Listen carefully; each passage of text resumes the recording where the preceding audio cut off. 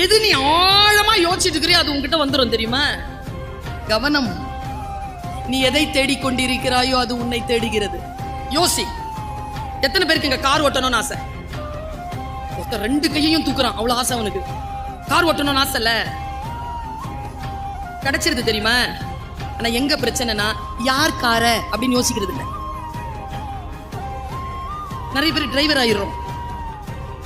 அதே கார், அதே தனிமை, அதே 80-90 வேகம், எல்லாம் அதேதான். பிரபஞ்சம் நம்ம கேட்டோமா கொடுத்துருச்சு.